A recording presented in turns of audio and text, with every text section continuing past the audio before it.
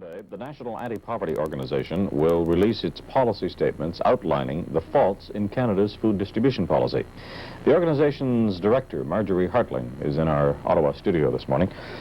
Ms. Hartling, poverty on the scale to which you describe is not something Canadians relate to easily. I'd like to ask you, first of all, though, about your organization and just how it functions.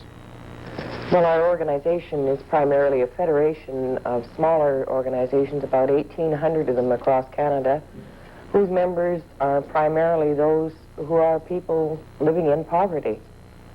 Well, how can this organization represent all of Canada's poor when, as we understand it, the poor is broken down into all sorts of different categories?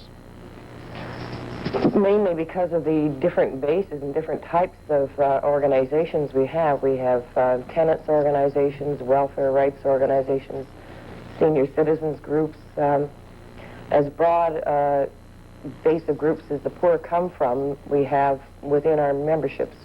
Could we define that just a little more clearly now? Who are Canada's poor? Well, 2/3 of Canada's poor are working, full or part-time. Working families, and a large portion of them are single parents, people who live on welfare, people who are unemployed or unemployable, mentally and physically handicapped, and our senior citizens, of course. Native peoples, a large proportion of them. This statement of yours a little earlier about people in this country still eat dog food, probably less than they used to, but only because the price has gone up, would be a shock to many Canadians, I'm sure. But now, according to your policy paper, it's the agricultural and business sector, they're the villains. What are the problems of the poor as far as food is concerned? How do they go about getting it, and how can it be funneled in such a way that it's easier for them and cheaper for them?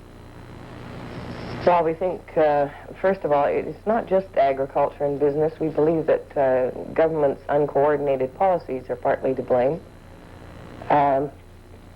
We find that the poor are having a very difficult time in trying to shop around because they have transportation problems.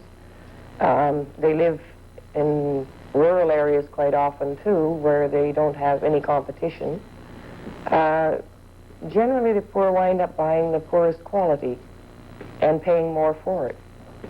So the people who really need the nourishment aren't getting it then? That's right. Why are these groups you describe as villains? Why are they the problem as you see it? Well, as I said, the federal government doesn't have any kind of a coordinated or comprehensive food policy. They have transportation policies, and they have policies that relate to agriculture and to farmers. They have policies related to land use, but they don't have one that's aimed at distributing and producing food for Canadians. But I mean, is it really possible to get that as you see it? We think it is, if it's possible to coordinate more than one department of the government. Our particular issue with food policy, however, is that we feel the poor must be singled out and given special treatment. The poor are different than other Canadians, and it's about time Canadians recognize that and also gave a commitment to trying to eliminate some of these problems. Well, that's the point, though, isn't it? That some of these problems aren't going to sit well with the middle class, who think that the poor of this land are being given too much already. How do you respond to that? Well, I would invite any one of those middle-class people to go and have breakfast this morning with one of these poor families that's getting too much. In fact, if they got anything, I'd be very surprised. What might they be eating this morning? It's likely that most of them won't be eating.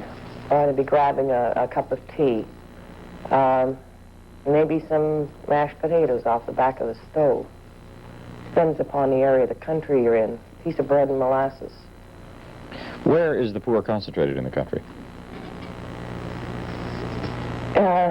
They're concentrated in core areas of the city in fairly large numbers, but they're also in rural areas, in the north, in the areas of the country where they can be hidden the best. That's a sad commentary, that last statement. Thank you very much, Ms. Hartling. Marjorie Hartling, who is the Executive Director of the National Anti-Poverty Organization. Wally? It's now 5 before the hour, and Canada is bathed in cold, frigid temperatures this morning.